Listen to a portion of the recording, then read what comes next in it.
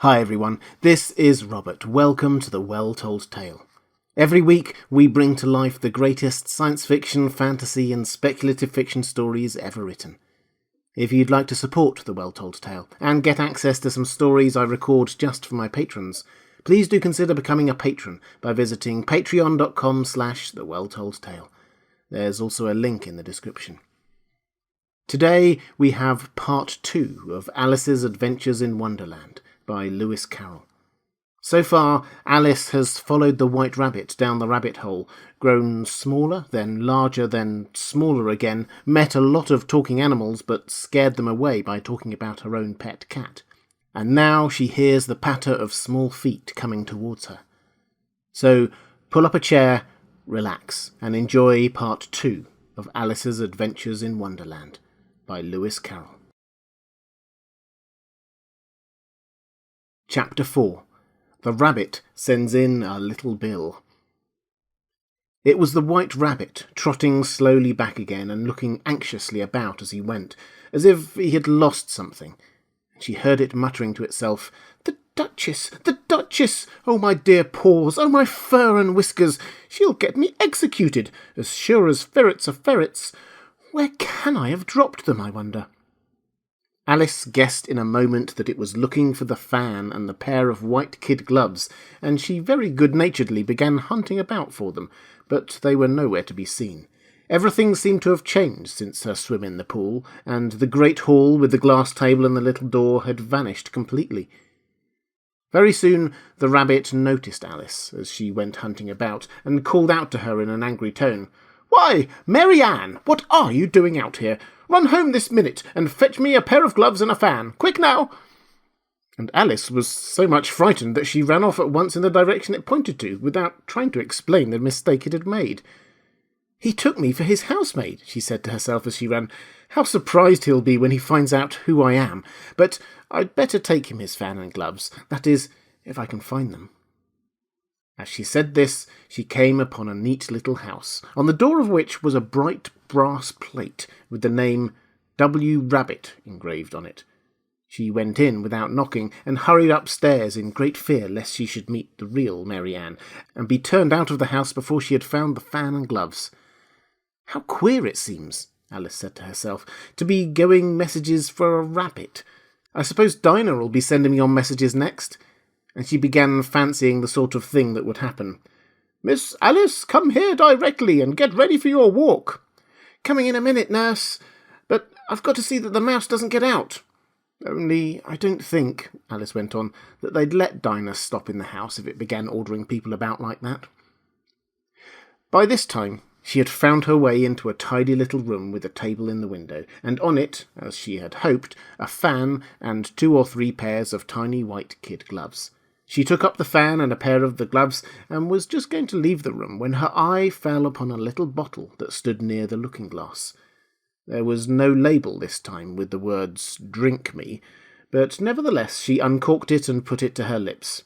"I know something interesting is sure to happen," she said to herself, "whenever I eat or drink anything, so I'll just see what this bottle does. I do hope it'll make me grow large again, for really I'm quite tired of being such a tiny little thing." It did so indeed, and much sooner than she had expected. Before she had drunk even half the bottle, she found her head pressing against the ceiling, and had to stoop to save her neck from being broken. She hastily put down the bottle, saying to herself, "That's quite enough.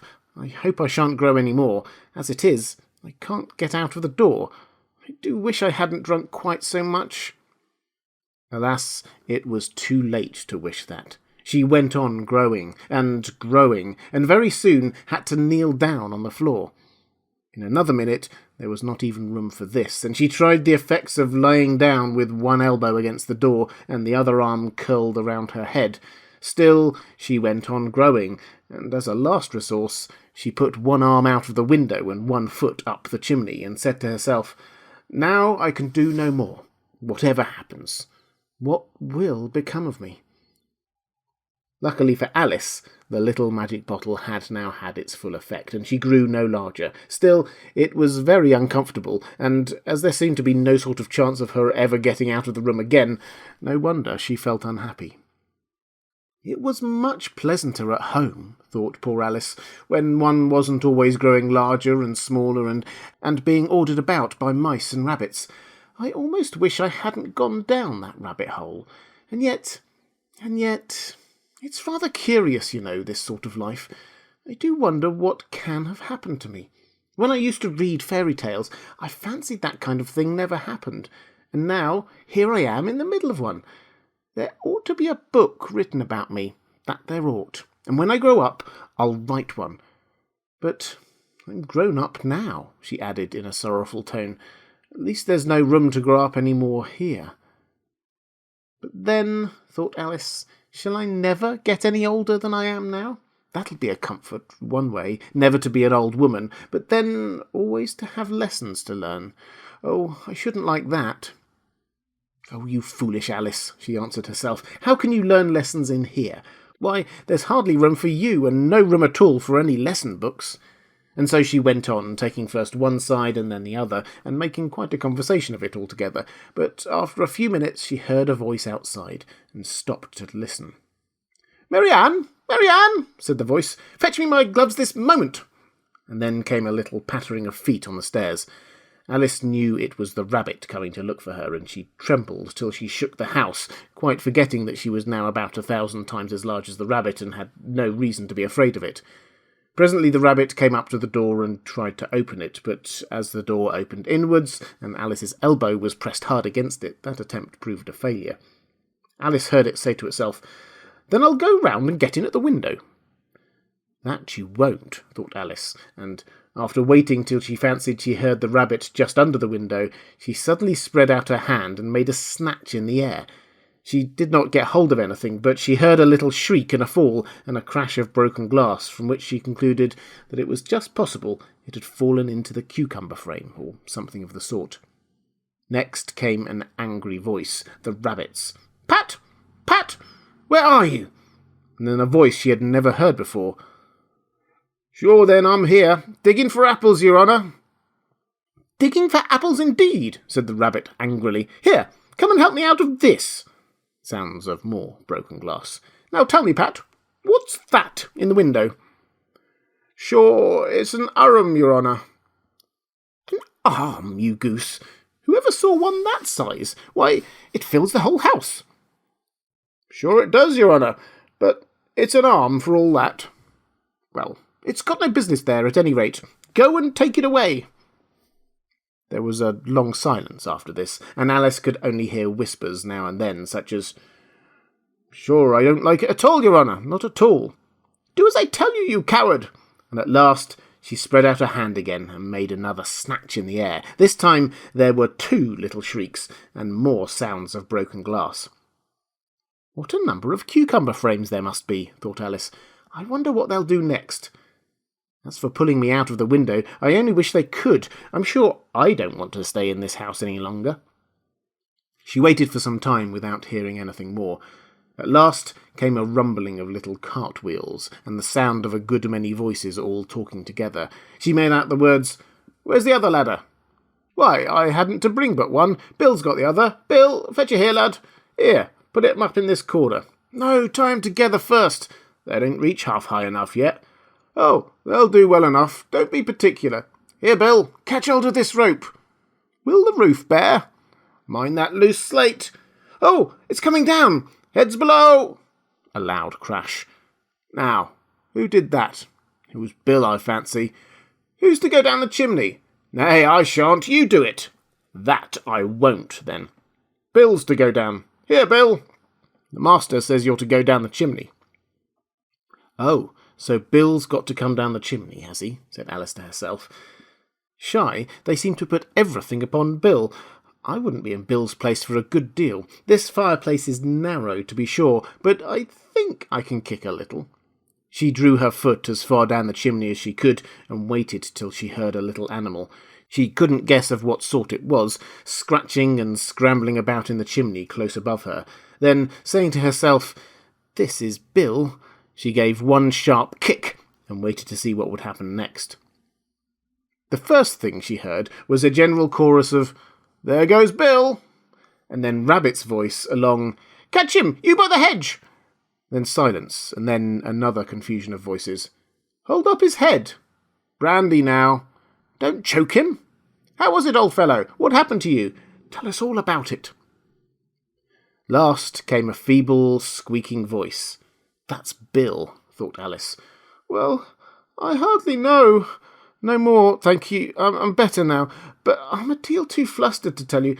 All I know is something comes at me like a jack-in-the-box, and up I goes like a skyrocket." "So you did, old fellow," said the others. "We must burn the house down," said the rabbit's voice, and Alice called out as loud as she could, "If you do, I'll set Dinah at you." There was a dead silence instantly, and Alice thought to herself, "I wonder what they will do next. If they had any sense, they'd take the roof off." After a minute or two, they began moving about again, and Alice heard the rabbit say, "A barrowful will do to begin with." A barrowful of what? Thought Alice. But she had not long to doubt, for the next moment a shower of little pebbles came rattling in at the window, and some of them hit her in the face. "I'll put a stop to this," she said to herself, and shouted out, "You'd better not do that again," which produced another dead silence. Alice noticed with some surprise that the pebbles were all turning into little cakes as they lay on the floor, and a bright idea came into her head. "If I eat one of these cakes," she thought, "it's sure to make some change in my size, and as it can't possibly make me larger, it must make me smaller, I suppose." So she swallowed one of the cakes and was delighted to find that she began shrinking directly. As soon as she was small enough to get through the door, she ran out of the house and found quite a crowd of little animals and birds waiting outside. The poor little lizard, Bill, was in the middle, being held up by 2 guinea pigs who were giving it something out of a bottle. They all made a rush at Alice the moment she appeared, but she ran off as hard as she could, and soon found herself safe in a thick wood. "The first thing I've got to do," said Alice to herself as she wandered about in the wood, "is to grow to my right size again. And the second thing is to find my way into that lovely garden. I think that will be the best plan." It sounded like an excellent plan, no doubt, and very neatly and simply arranged. The only difficulty was that she had not the smallest idea how to set about it, and while she was peering about anxiously among the trees, a little sharp bank just over her head made her look up in a great hurry. An enormous puppy was looking down at her with large round eyes, and feebly stretching out one paw, trying to touch her.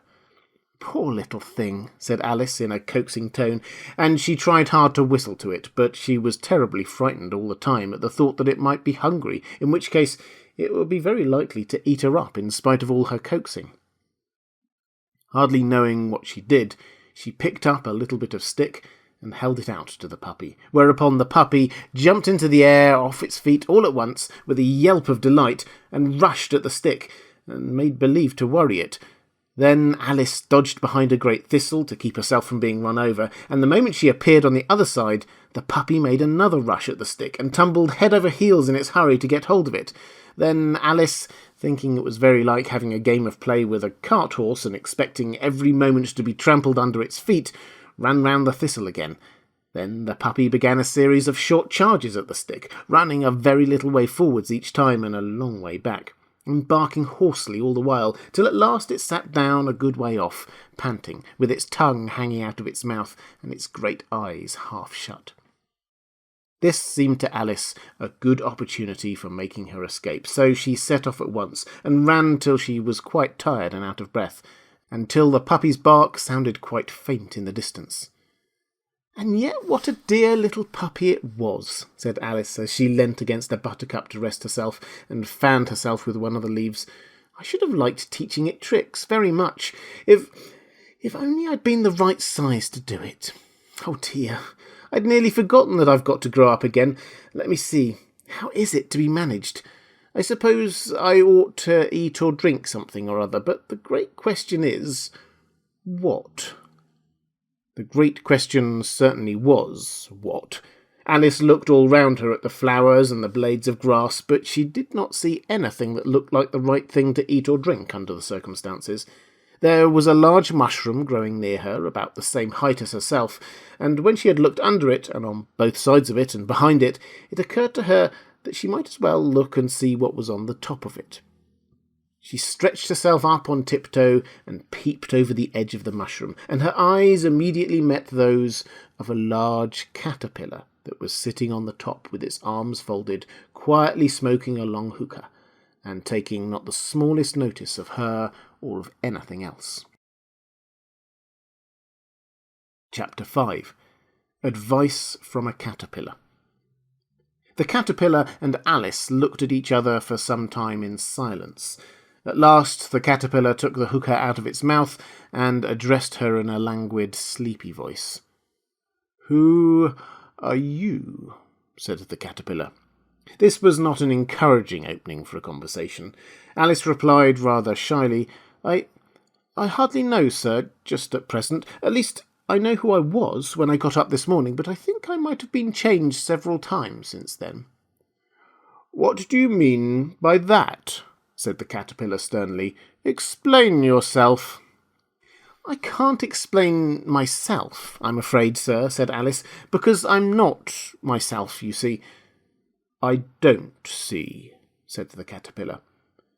"I'm afraid I can't put it more clearly," Alice replied very politely, "for I can't understand it myself to begin with, and being so many different sizes in a day is very confusing." "It isn't," said the caterpillar. "Well, perhaps you haven't found it so yet," said Alice, "but when you have to turn into a chrysalis, you will some day, you know, and then after that into a butterfly, I think you'll feel it a little queer, won't you?" "Not a bit," said the caterpillar. "Well, perhaps your feelings may be different," said Alice. "All I know is it would feel very queer to me." "You?" said the caterpillar contemptuously. "Who are you?" Which brought them back again to the beginning of the conversation. Alice felt a little irritated at the caterpillar's making such very short remarks, and she drew herself up and said very gravely, "I think you ought to tell me who you are first." "Why?" said the caterpillar. Here was another puzzling question, and as Alice could not think of any good reason, and as the caterpillar seemed to be in a very unpleasant state of mind, she turned away. "Come back," the caterpillar called after her. "I've something important to say." This sounded promising, certainly. Alice turned and came back again. "Keep your temper," said the caterpillar. "Is that all?" said Alice, swallowing down her anger as well as she could. "No," said the caterpillar. Alice thought she might as well wait, as she had nothing else to do, and perhaps after all it might tell her something worth hearing. For some minutes it puffed away without speaking, but at last it unfolded its arms, took the hookah out of its mouth again, and said, "So you think you're changed, do you?" "I'm afraid I am, sir," said Alice. "I can't remember things as I used, and I don't keep the same size for 10 minutes together." "Can't remember what things?" said the caterpillar. "Well, I've tried to say, 'How doth the little busy bee?' but it all came different," Alice replied in a very melancholy voice. "Repeat, 'You are old, Father William,'" said the caterpillar. Alice folded her hands and began. "You are old, Father William," the young man said, "and your hair has become very white, and yet you incessantly stand on your head. Do you think, at your age, it is right?" "In my youth," Father William replied to his son, "I feared it might injure the brain. But now that I'm perfectly sure I have none, why, I do it again and again." "You are old," said the youth, "as I mentioned before, and have grown most uncommonly fat. Yet you turned a back somersault in at the door. Pray, what is the reason of that?" "In my youth," said the sage, as he shook his grey locks, "I kept all my limbs very supple. By the use of this ointment, 1 shilling the box, allow me to sell you a couple." "You are old," said the youth, "and your jaws are too weak for anything tougher than suet. Yet you've finished the goose with the bones and the beak. Pray, how did you manage to do it?" "In my youth," said his father, "I took to the law and argued each case with my wife. and the muscular strength which it gave to my jaw has lasted the rest of my life." "You are old," said the youth. "One would hardly suppose that your eye was as steady as ever. Yet you balanced an eel on the end of your nose. What made you so awfully clever?" "I have answered 3 questions, and that is enough," said his father. "Don't give yourself airs. Do you think I can listen all day to such stuff? Be off, or I'll kick you downstairs." "That is not said right," said the caterpillar. "Not quite right, I'm afraid," said Alice timidly. "Some of the words have got altered." "It is wrong from beginning to end," said the caterpillar decidedly, and there was silence for some minutes. The caterpillar was the first to speak. "What size do you want to be?" it asked. "Oh, I'm not particular as to size," Alice hastily replied. "Only one doesn't like changing so often, you know." "I don't know," said the caterpillar. Alice said nothing. She had never been so much contradicted in her life before, and she felt that she was losing her temper. "Are you content now?" said the caterpillar. "Well, I should like to be a little larger, sir, if you wouldn't mind," said Alice. 3 inches is such a wretched height to be." "It is a very good height indeed," said the caterpillar angrily, rearing itself upright as it spoke. It was exactly 3 inches high. "But I'm not used to it," pleaded poor Alice in a piteous tone, and she thought of herself, "I wish the creatures wouldn't be so easily offended." "You'll get used to it in time," said the caterpillar, and it put the hookah back in its mouth and began smoking again. This time Alice waited patiently until it chose to speak again. In a minute or 2 the caterpillar took the hookah out of its mouth and yawned once or twice and shook itself. Then it got down off the mushroom and crawled away in the grass, merely remarking as it went, "One side will make you grow taller, and the other side will make you grow shorter." "One side of what? The other side of what?" thought Alice to herself. "Of the mushroom," said the caterpillar, just as if she had asked it out aloud, and in another moment it was out of sight. Alice remained looking thoughtfully at the mushroom for a minute, trying to make out which were the 2 sides of it, and as it was perfectly round, she found this a very difficult question. However, at last she stretched her arms round it as far as they would go, and broke off a bit of the edge with each hand. "And now, which is which?" she said to herself, and nibbled a little on the right-hand bit to try the effect. The next moment she felt a violent blow underneath her chin. It had struck her foot. She was a good deal frightened by this very sudden change, but she felt that there was no time to be lost, as she was shrinking rapidly, so she set to work at once to eat some of the other bit. Her chin was pressed so closely against her foot that there was hardly room to open her mouth, but she did at last, and managed to swallow a morsel of the left-hand bit. "Come, my head's free at last," said Alice in a tone of delight, which changed into alarm in another moment, when she found that her shoulders were nowhere to be found. All she could see when she looked down was an immense length of neck, which seemed to rise like a stalk out of a sea of green leaves that lay far below her. "What can all that green stuff be?" said Alice. "And where have my shoulders got to? And, oh, my poor hands, how is it I can't see you?" She was moving them about as she spoke, but no result seemed to follow, except a little shaking among the distant green leaves. As there seemed to be no chance of getting her hands up to her head, she tried to get her head down to them, and was delighted to find that her neck would bend about easily in any direction, like a serpent. She had just succeeded in curving it down into a graceful zigzag, and was going to dive in among the leaves, which she found to be nothing but the tops of the trees under which she had been wandering, when a sharp hiss made her draw back in a hurry. A large pigeon had flown into her face, and was beating her violently with its wings. "Serpent!" screamed the pigeon. "I'm not a serpent," said Alice indignantly. "Let me alone." "Serpent, I say again," repeated the pigeon, but in a more subdued tone, and added with a kind of sob, "I've tried every way, and nothing seems to suit them." "I haven't the least idea what you're talking about," said Alice. I've tried the roots of trees, I've tried banks, I've tried hedges, the pigeon went on without attending to her. But those serpents, there's no pleasing them.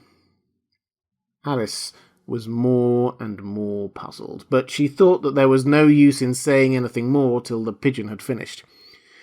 As if it wasn't trouble enough hatching the eggs, said the pigeon, but I must be on the lookout for serpents, night and day. Why, I haven't had a week of sleep these 3 weeks. I'm very sorry you've been annoyed, said Alice, who was beginning to see its meaning. And just as I'd taken the highest tree in the wood, continued the pigeon, raising its voice to a shriek, and just as I was thinking I should be free of them at last, they must needs come wriggling down from the sky. Ah, serpent! But I'm not a serpent, I tell you, said Alice. I'm a... Well, what are you? Said the pigeon. I can see you're trying to invent something. I'm a little girl, said Alice, rather doubtfully, as she remembered the number of changes she had gone through that day. A likely story indeed, said the pigeon, in a tone of the deepest contempt. I've seen a good many little girls in my time, but never one with such a neck as that. No, you're a serpent, and there's no use denying it. I suppose you'll be telling me next that you never tasted an egg. I have tasted eggs, certainly, said Alice, who was a very truthful child, but little girls eat eggs quite as much as serpents do, you know. I don't believe it, said the pigeon, but if they do, why, then they're a kind of serpent. That's all I can say. This was such a new idea to Alice that she was quite silent for a minute or two, which gave the pigeon the opportunity of adding, You're looking for eggs. I know that well enough, and what does it matter to me whether you're a little girl or a serpent? It matters a good deal to me, said Alice hastily, but I'm not looking for eggs as it happens, and if I was, I shouldn't want yours. I don't like them raw. Well, be off then, said the pigeon in a sulky tone, and it settled down again into its nest. Alice crouched down among the trees as well as she could, for her neck kept getting entangled among the branches, and every now and then she had to stop and untwist it. After a while, she remembered that she still held the pieces of mushrooms in her hand, so she set to work very carefully, nibbling first at one and then at the other, and growing sometimes taller and sometimes shorter, until she had succeeded in bringing herself back down to her usual height. It was so long since she had been anything near the right size that it felt quite strange at first, but she got used to it in a few minutes and began talking to herself as usual. Come, there's half my plan done now. How puzzling all these changes are. I'm never sure what I'm going to be from 1 minute to the next. However, I've got back to my right size. The next thing is to get into that beautiful garden. How is that to be done, I wonder? As she said this, she came suddenly upon an open place, with a little house in it about 4 feet high. Whoever lives there, thought Alice, it'll never do to come upon them in this size. Why, I should frighten them out of their wits. So she began nibbling at the right-hand bit again, and did not venture to go near the house till she had brought herself down to 9 inches high. Chapter 6. Pig and Pepper. For a minute or two she stood looking at the house and wondering what to do next, when suddenly a footman in livery came running out of the wood. She considered him to be a footman because he was in livery, otherwise, judging by his face only, she would have called him a fish, and rapped loudly at the door with his knuckles. It was opened by another footman in livery, with a round face and large eyes like a frog, and both footmen, Alice noticed, had powdered hair that curled all over their heads. She felt very curious to know what it was all about, and crept a little way out of the wood to listen. The fish footman began by producing from under his arm a great letter, nearly as large as himself, and this he handed over to the other, saying in a solemn tone, For the Duchess, an invitation from the Queen to play croquet. The frog footman repeated in the same solemn tone, only changing the order of the words a little, From the Queen, an invitation for the Duchess to play croquet. Then they both bowed low, and their curls got tangled together. Alice laughed so much at this that she had to run back into the wood for fear of their hearing her, and when she next peeped out, the fish footman was gone, and the other was sitting on the ground near the door, staring stupidly up into the sky. Alice went timidly up to the door and knocked. "There's no sort of use in knocking," said the footman, "and that for 2 reasons. First, because I'm on the same side of the door as you are. Secondly, because they're making such a noise inside no one could possibly hear you." And certainly there was a most extraordinary noise going on within, a constant howling and sneezing, and every now and then a great crash as if a dish or kettle had been broken to pieces. "Please then," said Alice, "how am I to get in?" "There might be some sense in your knocking," the footman went on without attending to her, "if we had the door between us. For instance, if you were inside, you might knock and I could let you out, you know." He was looking up into the sky all the time he was speaking, and this Alice thought decidedly uncivil. "But perhaps he can't help it," she said to herself. "His eyes are so very nearly at the top of his head, but at any rate he might answer questions." "How am I to get in?" she repeated aloud. "I shall sit here," the footman remarked, "till tomorrow." At this moment the door of the house opened, and a large plate came skimming out straight at the footman's head. It just grazed his nose and broke into pieces against one of the trees behind him. "Or next day, maybe," the footman continued in the same tone, exactly as if nothing had happened. "How am I to get in?" asked Alice again in a louder tone. "Are you to get in at all?" said the footman. "That's the first question, you know." It was, no doubt, only Alice who did not like to be told so. "It's really dreadful," she muttered to herself, "the way all the creatures argue. It's enough to drive one crazy."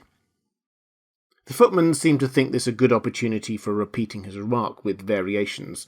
"I shall sit here," he said, "on and off, for days and days." "But what am I to do?" said Alice. "Anything you like," said the footman, and began whistling. "Oh, there's no use in talking to him," said Alice desperately. "He's perfectly idiotic." And she opened the door and went in. The door led right into a large kitchen, which was full of smoke from one end to the other. The Duchess was sitting on a 3-legged stool in the middle, nursing a baby. The cook was leaning over the fire, stirring a large cauldron, which seemed to be full of soup. "There's certainly too much pepper in that soup," Alice said to herself, as well as she could for sneezing. There certainly was too much of it in the air. Even the Duchess sneezed occasionally, and as for the baby, it was sneezing and howling alternately without a moment's pause. The only things in the kitchen that did not sneeze were the cook and a large cat which was sitting on the hearth and grinning from ear to ear. "Please, would you tell me," said Alice, a little timidly, for she was not quite sure whether it was good manners for her to speak first, "why your cat grins like that?" "It's a Cheshire Cat," said the Duchess, "and that's why." "Pig!" She said the last word with such sudden violence that Alice quite jumped, but she saw in another moment that it was addressed to the baby and not to her, so she took courage and went on again. "I didn't know that Cheshire Cats always grinned. In fact, I didn't know that cats could grin." "They all can," said the Duchess, "and most of them do." "I don't know of any that do," said Alice very politely, feeling quite pleased to have got into a conversation. "You don't know much," said the Duchess, "and that's a fact." Alice did not like the tone of this remark, and thought it would be as well to introduce some other subject of conversation. When she was trying to fix on one, the cook took the cauldron of soup off the fire and at once set to work throwing everything within her reach at the Duchess and the baby. The fire irons came first, then followed a shower of saucepans, plates and dishes. The Duchess took no notice of them even when they hit her, and the baby was howling so much already that it was quite impossible to say whether the blows hurt it or not. "Oh, please mind what you are doing," cried Alice, jumping up and down in an agony of terror. "Oh, there goes his precious nose." It was an unusually large saucepan flew close by it and very nearly carried it off. "If everybody minded their own business," the Duchess said in a hoarse growl, "then the world would go round a deal faster than it does." "Which would not be an advantage," said Alice, who felt very glad to get an opportunity of showing off a little of her knowledge. "Just think of what work it would make the day and night. You see, the earth takes 24 hours to turn round on its axis." "Talking of axes," said the Duchess, "chop off her head." Alice glanced rather anxiously at the cook to see if she meant to take the hint, but the cook was busily stirring the soup and seemed not to be listening, so she went on again. 24 hours, I think. Or is it 12? Oh, don't bother me, said the Duchess. I could never abide figures. And with that, she began nursing her child again, singing a sort of lullaby to it as she did so, and giving it a violent shake at the end of every line. Speak roughly to your little boy, and beat him when he sneezes. He only does it to annoy, because he knows it teases. Chorus, in which the cook and the baby joined. Wow, wow, wow! While the Duchess sang the second verse of the song, she kept tossing the baby violently up and down, and the poor little thing howled so that Alice could hardly hear the words. I speak severely to my boy, I beat him when he sneezes, for he can thoroughly enjoy the pepper when he pleases. Wow, wow, wow! Here, you may nurse it a bit if you like, the Duchess said to Alice, flinging the baby at her as she spoke. I must go and get ready to play croquet with the Queen. And she hurried out of the room. The cook threw a frying pan after her as she went out, but it just missed her. Alice caught the baby with some difficulty, as it was a queer-shaped little creature, and held out its arms and legs in all directions. Just like a starfish, thought Alice. The poor thing was snorting like a steam engine when she caught it, and kept doubling itself up and straightening itself out again, so that altogether for the first minute or two it was as much as she could do to hold it. As soon as she'd made out the proper way of nursing it, which was to twist it up into a sort of knot and then keep tight hold of its right ear and left foot so as to prevent it undoing itself, she carried it out into the open air. If I don't take this child away with me, thought Alice, they're sure to kill it in a day or two. Wouldn't it be murder to leave it behind? She said the last words out loud, and the little thing grunted in reply. It had left off sneezing by this time. Don't grunt, said Alice. That's not at all a proper way of expressing yourself. The baby grunted again, and Alice looked very anxiously into its face to see what was the matter with it. There could be no doubt that it had a very turned-up nose, much more like a snout than a real nose. Also, its eyes were getting extremely small for a baby. Altogether, Alice did not like the look of the thing at all. But perhaps it was only sobbing, she thought, and looked into its eyes again to see if there were any tears. No, there were no tears. If you're going to turn into a pig, my dear, said Alice seriously, I'll have nothing more to do with you. Mind now. The poor little thing sobbed again, or grunted, it was impossible to say which, and they went on for some while in silence. Alice was just beginning to think to herself, now, what am I to do with this creature when I get it home? When it grunted again so violently that she looked down into its face in some alarm. This time there could be no mistake about it. It was neither more nor less than a pig, and she felt that it would be quite absurd for her to carry it further. So she set the little creature down, and felt quite relieved to see it trot away quietly into the wood. If it had grown up, she said to herself, it would have made a dreadfully ugly child, but it makes a rather handsome pig, I think. And she began thinking over other children she knew, who might do very well as pigs, and was just saying to herself, if only one knew the right way to change them, when she was a little startled by seeing the Cheshire Cat sitting on the bough of a tree a few yards off. The cat only grinned when it saw Alice. It looked good-natured, she thought. Still, it had very long claws, and a great many teeth, so she felt that it ought to be treated with respect. Cheshire Puss, she began, rather timidly, as she did not at all know whether it would like the name. However, it only grinned a little wider. Come, it's pleased so far, thought Alice, and she went on, Would you tell me, please, which way I ought to go from here? That depends a good deal on where you want to get to, said the cat. I don't much care where, said Alice. Then it doesn't matter which way you go, said the cat. So long as I get somewhere, Alice added as an explanation. Oh, you're sure to do that, said the cat, if only you walk long enough. Alice felt that this could not be denied, so she tried another question. What sort of people live about here?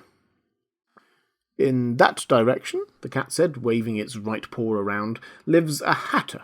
And in that direction, waving the other paw, lives a March hare. Visit either you like, they're both mad. But I don't want to go among mad people, Alice remarked. Oh, you can't help that, said the cat. We're all mad here. I'm mad, you're mad. How do you know I'm mad, said Alice. You must be, said the cat, or you wouldn't have come here.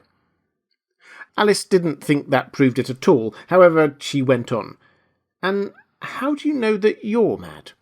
To begin with, said the cat, a dog's not mad. You grant that? I suppose so, said Alice. Well then, the cat went on, you see, a dog growls when it's angry, and wags its tail when it's pleased. Now, I growl when I'm pleased, and wag my tail when I'm angry. Therefore, I'm mad. I call it purring, not growling, said Alice. Call it what you like, said the cat. Do you play croquet with the Queen today? I should like it very much, said Alice, but I haven't been invited yet.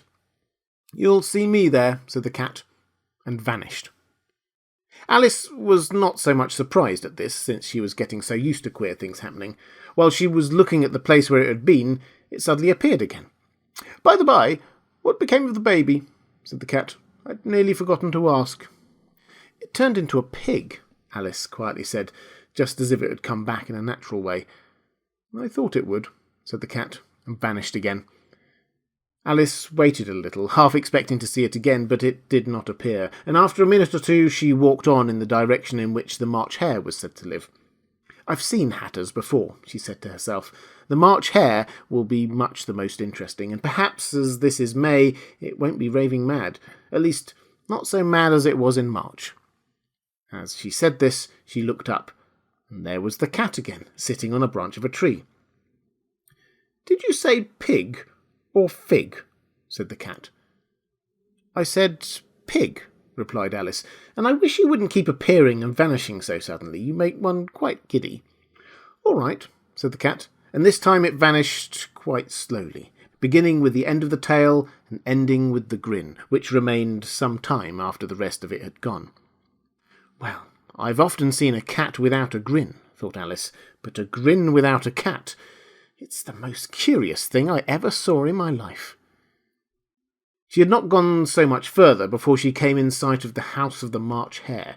She thought it must be the right house, because the chimneys were shaped like ears and the roof was thatched with fur. It was so large a house that she did not like to go nearer till she had nibbled some more of the left-hand bit of mushroom and raised herself to about 2 feet high.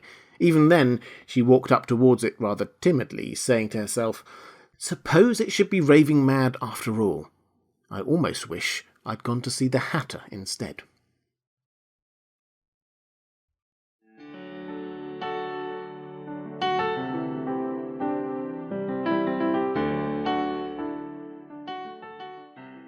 And welcome back. I hope you enjoyed listening to part 2 of Alice's Adventures in Wonderland by Lewis Carroll. The Well-Told Tale is now available as both a podcast and on YouTube. So if you're a podcast person, please do check out your favourite podcast provider, download the episodes and leave a like or a review there. Please also consider becoming a patron of The Well-Told Tale by visiting patreon.com/thewelltoldtale. Your support there is what keeps these weekly episodes free for everyone, and there are also patron-only benefits of signing up. That's all for this time. I'll be back next week with part 3 of the story. I hope you can join me.